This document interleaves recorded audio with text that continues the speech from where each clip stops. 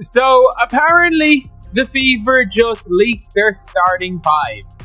According to this graphic right here, the Indiana Fever may have just shaken up the entire WNBA landscape with a leaked starting lineup that's setting social media on fire. The rumored starting five: Caitlin Clark, Kelsey Mitchell, Diana Taurasi, Natasha Howard, and Aliyah Boston. We're talking about a powerhouse unit featuring 2 Rookie of the Year winners and 3 players on max contracts, all starting together. It's a potential super team in the making. But perhaps the biggest surprise isn't the lineup itself. It's Sophie Cunningham's reaction to her new bench role. Her response might just be the clearest sign yet that this team has finally found the secret formula for championship chemistry. Sophie Cunningham, the first player off the bench to provide lineup versatility and shooting. Either way, there are a lot of options. So, what does this powerhouse lineup really mean for the rest of the league? And how will the Fever maintain cohesion with so much elite talent sharing the court? That's just the beginning of the conversation. Stick with us as we break down not only the starting five, but also the many lineup combinations the Fever could unleash, and why every other team should be on high alert. This isn't a squad with just 5 solid options. They got up to 9 players who could legitimately start, depending on the matchup. And Sophie Cunningham? She's embracing her new role with an energy that might just be the secret sauce this roster needs. And yeah, this is apparently what it's going to be. Caitlin Clark at the 1, Kelsey Mitchell at the 2, DeWanna Barnes at the 3, Natasha Howard at the 4, and Aliyah Boston at the 5. Obvious. Let's start where all great stories begin, with Caitlin Clark. The rookie phenom is already redefining what's possible on the basketball court. Her court vision is unreal, and her shooting range feels limitless. Opponents are learning fast.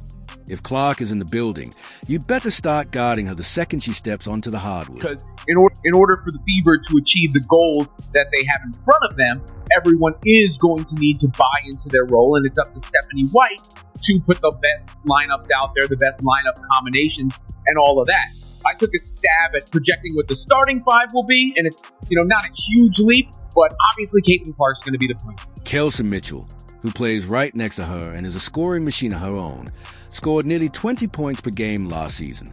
She is one of the most unguardable guards in the league and can make her own shot from anywhere, even when defenders are glued to her. Kelsey Mitchell, the shooting guard, the most potent backcourt in the WNBA. I think DeWanna Bonner will be the Swiss Army knife kind of player at the 3. Dana Bonner, Natasha Howard, and 2023's Rookie of the Year Aliyah Boston anchor the paint. Dana Bonner is a mismatched nightmare who can stretch the floor and defend multiple positions. Natasha Howard is a tenacious defender who thrives on fast breaks and in pick-and-roll action. Aliyah Boston has refined footwork, raw strength, and a high basketball IQ, making her a dominant presence under the rim. Natasha Howard fills that hole that they had at power forward, especially they were lacking somebody who could run the floor, catch, and finish. Aliyah Boston is the center who doesn't hunt for shots, but can be a key cog on both ends. Unit is like a perfectly synced orchestra. Every piece fits the spacing they create is going to give coaches migraine focus. Your defense on Clark Mitchell will torch you. Try collapsing on Boston inside. Clark, Bonner, Howard, and Mitchell can all knock down perimeter shots. The balance of scoring, spacing, defense, and experience is unmatched. It was already covered to load up on Kelsey Mitchell last year because Caitlin Clark was there. And when Kelsey's able to get out in transition, she's so fast. And when she's able to take you one-on-one, there ain't much you can do. Additionally, Clark and Boston have the potential to become one of the most deadly young duos in the WNBA. Clark's pinpoint passes and screens, when combined with Boston's screens and perfectly timed cuts, are a highlight machine in the making. Their chemistry is still in its infancy, but it already looks like magic, as head coach Stephanie White has stated. These two are creating a legacy that could be all-time great. When you think about the great point guards and post players that our game, not just our league, but our game has seen, they are going to go as the greatest. And I'm excited about the opportunity to work with them. I'm excited about the opportunity that we have to build from those starting points and build out, and for the longevity that those two could have in Indiana, in Indianapolis, and hanging banners in this building. Teams like the Aces and Liberty should take note. Las Vegas might get exposed in the paint with a smaller lineup, and New York's defensive system might get shredded trying to rotate between all these weapons. This isn't a rebuild anymore. Indiana is coming for wins now. Together, the projected starting five put up over 80 points per game last season. With Clark now in charge, expect even higher efficiency. So I saw Sophie Cunningham talk about how she is thrilled to join a supporting role next to Caitlin Clark, and that she's playing on a stacked Fever squad. And here's where things get even more interesting. Don't sleep on the bench, especially Sophie Cunningham and Lexi Hall Cunningham's response to not being in the starting lineup. Straight up professional. No sulking, no drama, just support and determination. She's fired up to play her role next to Caitlin Clark, and the crew no matter where she starts a game. I am really excited, and I didn't come here for the spotlight. I didn't come here to have more eyes. I came here to win.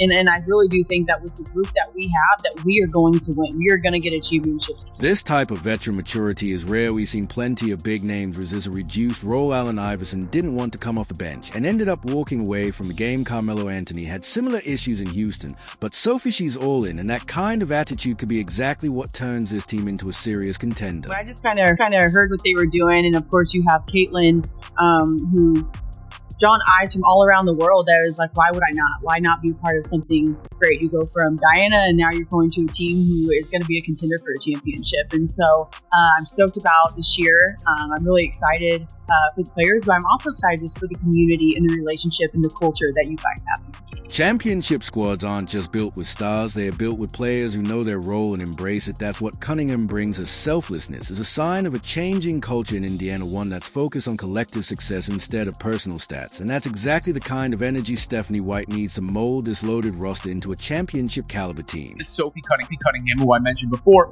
who I do think will be the first player off the bench because of all of the things she can bring to the team, where they can go small with her and spread the floor. I mean, you can play Howard at center and Cunningham at the 4, something like that. Really space the floor out and give teams a different look.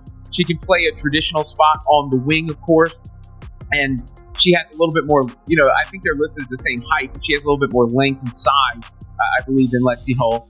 And that's, another shooter out on the floor. She is versatile enough to defend guards and forwards, shoot from deep, and bring the kind of energy that shifts momentum. Cunningham could easily start on other teams, but instead she is focused on making this team better in any way she can. That mindset is a foundation of greatness. Cunningham is the ideal sixth woman. We're going to be a phenomenal group. I'm excited for all the other pieces that came in this offseason with me. And so when I really see what I can do here, I'm confident in that, but I really am just excited for the big picture of what everyone brings to this team. Lexi Hall brings a serious punch off Indiana's bench. She's a definition of a relentless defender, applying pressure from baseline to baseline and never easing up if you need someone to lock down an opposing team's primary scorer. Hall is a go-to option if spacing is a priority. She's your solution there too. And then there's Lexi Hull, who was relied upon a little bit too much a season ago. Lexi's a little undersized to guard some of the players that she had to guard and would get in foul trouble. And when she got in foul trouble, it was really debilitating for the team. Now I think she can bring that energy all the time and not have to worry about the foul trouble because of the lineup versatility that they have. For Lexi, the key is, can she continue to hit at the clip from 3 that she did the second half of last season? And she's got to get better at finishing around the cup. I mean, that's an area of improvement. Quietly but effectively, she led the entire WNBA in three-point shooting percentage last season. She might not be flashy, but whether it's sinking a crucial corner 3 or flying after a loose ball pole's impact is absolutely essential.